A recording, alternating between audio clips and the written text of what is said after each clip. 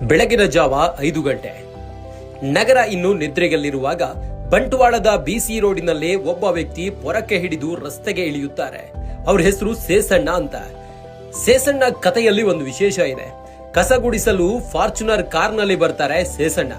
ಹೌದು, ಲಕ್ಷಾಂತರ ರೂಪಾಯಿ ಬೆಲೆ ಬಾಳುವ ಕಾರನ್ನ ರಸ್ತೆ ಬದಿಯಲ್ಲಿ ನಿಲ್ಲಿಸಿ ಸೇಸಣ್ಣ ಪೊರಕೆ ಹಿಡಿದು ತಮ್ಮ ಕೆಲಸವನ್ನ ಶುರು ಮಾಡ್ತಾರೆ.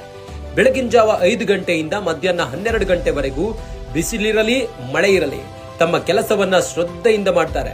ಅಷ್ಟೇ ಅಲ್ಲ, ಪೌರ ಕಾರ್ಮಿಕರ ಕೆಲಸದ ಜೊತೆಗೆ ಹೈನುಗಾರಿಕೆಯನ್ನು ಕೂಡ ಸೇಸಣ್ಣ ಮಾಡಿಕೊಂಡು ಜೀವನವನ್ನ ಸಾಗಿಸುತ್ತಿದ್ದಾರೆ.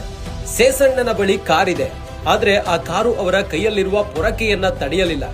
ಹಣ ಬಂದಾಗ ಕೆಲಸವನ್ನ ಕೀಳಾಗಿ ನೋಡುವುದು ದೊಡ್ಡತನವಲ್ಲ, ಹಣವಿದ್ದರೂ ಕೆಲಸಕ್ಕೆ ಗೌರವ ಕೊಡುವುದೇ ನಿಜವಾದ ದೊಡ್ಡತನ ಎಂದು ಹಲವರು ಕೆಲಸ ಸಣ್ಣದು ದೊಡ್ಡದು ಅಂತ ತಾರತಮ್ಯ ಮಾಡುತ್ತಾರೆ. ಆದ್ರೆ ಸೇಸಣ್ಣ ಹೇಳಿಕೊಡುವ ಪಾಠ ಒಂದೇ: ನಾವು ಮಾಡುವ ಕೆಲಸದಿಂದ ನಮ್ಮ ಗೌರವ ಕಡಿಮೆಯಾಗುವುದಿಲ್ಲ. ನಮ್ಮ ಕೆಲಸವನ್ನ ನಾವು ಎಷ್ಟು ಪ್ರಾಮಾಣಿಕವಾಗಿ ಮಾಡುತ್ತೇವೆ ಅನ್ನೋದೇ ನಮ್ಮ ನಿಜವಾದ ಗೌರವ. ಫಾರ್ಚುನರ್ ಅವರ ಬಳಿ ಇರಬಹುದು, ಆದ್ರೆ ಅದಕ್ಕಿಂತ ದೊಡ್ಡ ಸಂಪತ್ತು ಅವರ ದುಡಿಯುವ ಮನಸ್ಸು. ಸೇಸಣ್ಣನಂತವರು ನಮಗೆ ನೆನಪಿಸುವುದು ಒಂದೇ: ಕೆಲಸ ಯಾವುದಾದ್ರೂ ಆಗಿರ್ಲಿ, ಕಾಯಕಕ್ಕೆ ಗೌರವ ಕೊಡಿ. ಯಾಕಂದ್ರೆ ದುಡಿಯುವ ಕೈಗಳಿಗಿಂತ ದೊಡ್ಡ ಆಸ್ತಿ ಈ ಜಗತ್ತಿನಲ್ಲಿ ಮತ್ತೊಂದಿಲ್ಲ.